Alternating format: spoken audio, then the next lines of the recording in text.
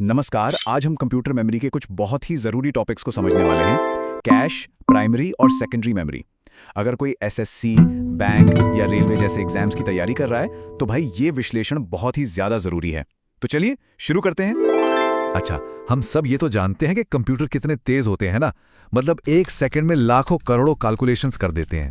लेकिन उनकी जो असली स्पीड का राज है ना, वो सिर्फ प्रोसेसर में नहीं बल्कि मेमोरी के सही इस्तेमाल में छिपा होता है। जरा सोचिए, कंप्यूटर का जो सीपीयू है, मतलब उसका दिमाग, वो तो एकदम सुपर फास्ट है। पर क्या होगा अगर उसे काम करने के लिए डेटा ही बहुत धीरे धीरे मिले? अरे उसकी सारी स्पीड तो बेकार हो जाएगी। और यहीं पर सीपीयू और जो मेन मेमोरी होती है यानी कि रैम, उसके बीच में एक स्पीड का गैप आ जाता है। तो फिर इस स्पीड गैप वाली समस्या का हल क्या है? इसका जवाब है कैश मेमोरी।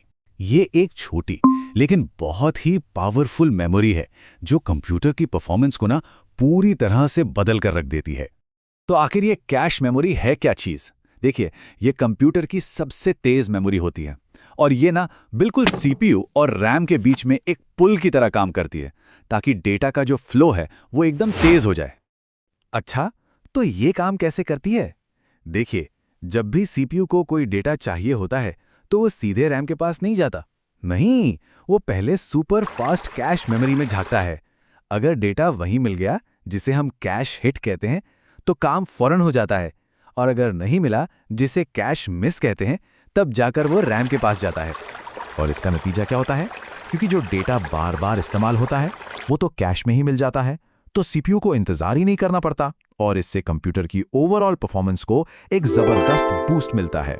ठीक है, कैश मेमोरी तो समझ आ गई। चलो अब कंप्यूटर मेमोरी की थोड़ी बड़ी पिक्चर देखते हैं।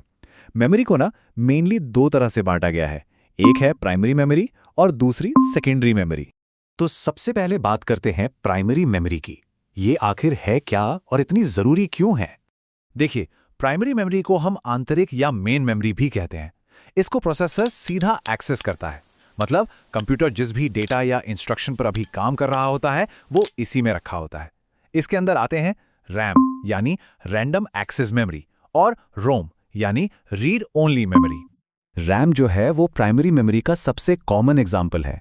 हम जब भी कोई ऐप या प्रोग्राम खोलते हैं तो वो सेकेंडरी मेमोरी से उठकर रैम में ही लोड होता है। चलिए अब मेमोरी के दूसरे टाइप पर चलते हैं, सेकेंडरी मेमोरी। सेकेंडरी मेमोरी, जिसे हम एक्सटर्नल मेमोरी भी बोल सकते हैं, इसका काम है डेटा को लंबे समय तक, मतलब परमानेंटली स्टोर करना। हाँ, ये प्राइमरी मेमोरी से थोड़ी धीमी होती है, लेकिन इसकी स्टोरेज कैपेसिटी बहुत बहुत ज़्यादा होती है। हमारा ऑपरेटिंग सिस्टम, सॉफ्टवेयर्स और हमारी सारी फाइल्स, सब कुछ यहीं तो स्टोर होता है। इसके कुछ कॉमन एग्जाम्पल्स हैं हार्ड डिस्क ड्राइव यानी एचडीडी, सॉलिड स्टेट ड्राइव यानी एसएसडी और पेन ड्राइव। ये सब तो हम रोज इस्तेमाल करते ही हैं। इन डिवाइसेस की खास बात यह है कि बिजली बंद होने के बाद भी डेटा इनमें सेफ रहता है। चलो अब इनके बीच का जो सबसे बड़ा फर्क है उसे समझते हैं। और ध्यान देना, यहीं से एग्जाम में अक्सर सवाल बनते हैं। ये टेबल देखिए, सारे अंतर बिल्कुल साफ हो जाएंगे। प्राइमरी मेमोरी तेज है, कम स्टोरेज वाली है और टेम्परेरी है, मतलब लाइट गई तो डेटा गया। और हाँ, ये महंगी भी होती है। वहीं दूसरी तरफ सेकेंडरी मेमोरी धीमी है पर स्टोरेज बहुत ज्यादा होता है और डेटा परमानेंट रहता है, और ये सस्ती भी होती है। बस इतना याद रखना है, रैम प्राइमरी है और हार्ड डिस्क सेकेंडरी।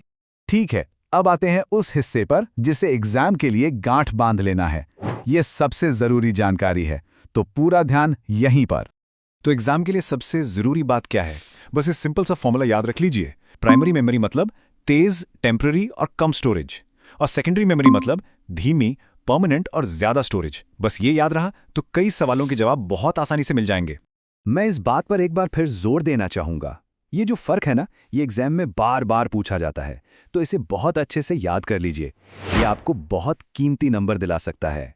तो आज हमने मेमोरी के टाइप्स को समझा, लेकिन कहानी अभी खत्म नहीं हुई है। सेकेंडरी मेमोरी के भी तो अपने टाइप होते हैं। तो क्या किसी को पता है कि हार्ड डिस्क, एसएसडी और पेन ड्राइव में असल में क्या फर्क है? यही जानेंगे हम अपने अगले विश्लेषण में, तो उसे देखना बिल्कुल मत भूलिएगा।